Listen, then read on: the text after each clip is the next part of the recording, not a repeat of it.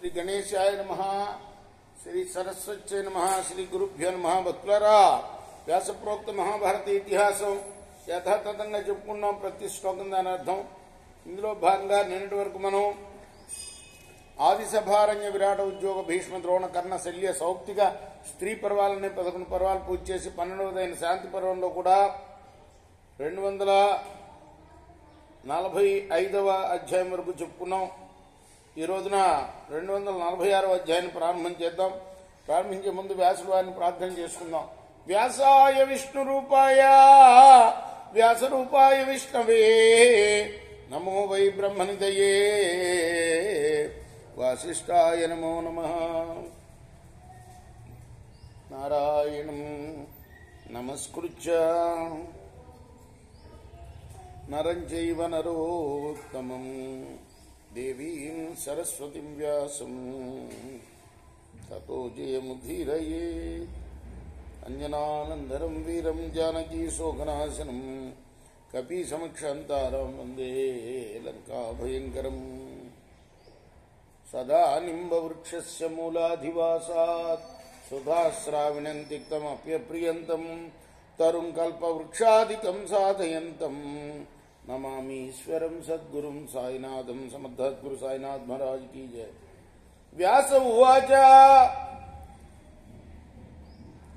ప్రకృత్యాస్తు వికారాయే క్షేత్రజ్ఞస్తైరధిష్ఠతః న చైనంతే ప్రజానంతి సతు జానాతి తానపి.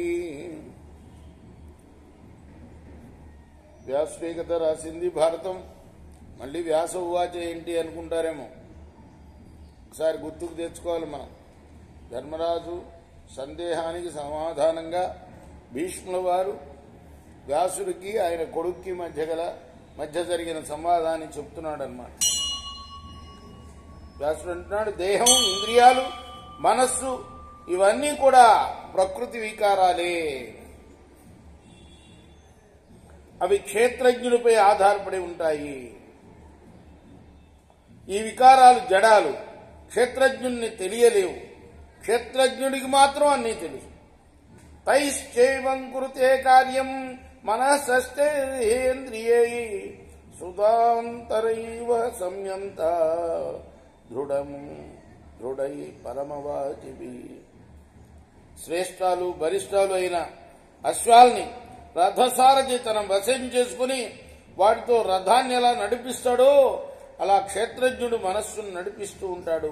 ఇంద్రియేభ్య పరే హ్యర్థాత్యేభ్య పరమం మనః మనసస్తు పరా బుద్ధి బుద్ధిరాత్మా పరా మహాన్ పర. ఇంద్రియాల కన్నా ఇంద్రియ అర్థాలు బలవత్తరాలు. ఇంద్రియార్థాల కన్నా మనస్సు బలీయం.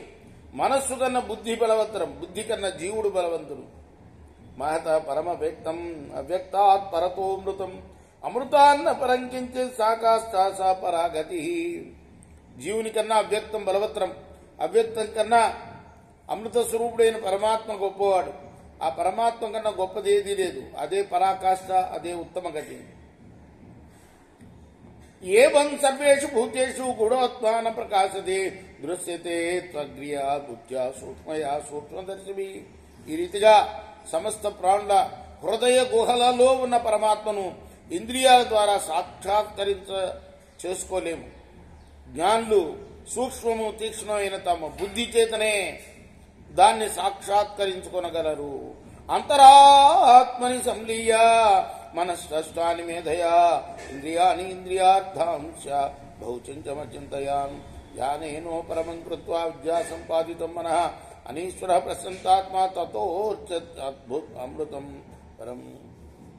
యోగి బుద్ధితో మనస్సుని, పంచేంద్రియాల్ని, ఇంద్రియార్థాలని అంతరాత్మలో లీనం చేసి విషయ చింతన మాని వివేక విశుద్ధమైన మనస్సును ధ్యానం ద్వారా విషయాల నుండి మరలించి కర్తృత్వభావ శూన్యుడైనప్పుడు మనస్సు నిశ్చలము, ప్రశాంతి సంపన్నము అవుతుంది. అమృత స్వరూపుడైన పరమాత్మను చేరుతుంది. ఇంద్రియాణాంత సర్వేషాం పశ్చాత్మా చరిత స్మృతి ఆత్మన సంప్రదానేన మృత్యుముపాస్మృతి. మనసు పూర్తిగా ఇంద్రియాలకు వశమైతే వివేక శక్తి నశించి కామాది శత్రువులకు లొంగి మనిషి మృత్యు దుఃఖాన్ని అనుభవించవలసి వస్తుంది. అహచ్చ సర్వసంకల్పాన్ సత్వే చిత్తం నివేశయేత్ సత్వే చిత్తం సమావేశ్య తతః కాలంజరో భవేత్. సర్వసంకల్పాలని నశింపజేసి చిత్తాన్ని బుద్ధిలో లీనం చేయాలి. ఈ రీతిగా చిత్తాన్ని బుద్ధిలో లీనం చేయగలిగిన తర్వాత మనిషి కాలంపై విజయాన్ని సాధించగలడు. చిత్త ప్రసాదేన యతి జహాతిహ శుభాశుభం ప్రసన్నాత్మాత్మని స్థిత్వా సుఖమత్యంతం స్మృతి. చిత్తం ఎప్పుడైతే ప్రసన్నమవుతుందో అప్పుడు ఐహిక శుభాశుభాలను పరిత్యజిస్తాడు, వదిలేస్తాడు యోగి. ప్రసన్న చిత్తుడు ఆత్మనిష్ఠుడు అయి అక్షయ సుఖాలని అనుభవించగలుగుతాడు. రేపు మనం 11వ శ్లోకం నుండి కొనసాగిద్దాం. కృష్ణార్పణమస్తు. సాయి కృష్ణార్పణమస్తు. స్వస్తి ప్రజాభ్య పరిపాలయంతాం న్యాయేన మార్గేణ మహిమహీషా గోబ్రాహ్మణేభ్య శుభమస్తు నిత్యం. లోకాः సమస్తాः సుఖినో భవంతు. కృష్ణార్పణమస్తు. సాయి కృష్ణార్పణమస్తు.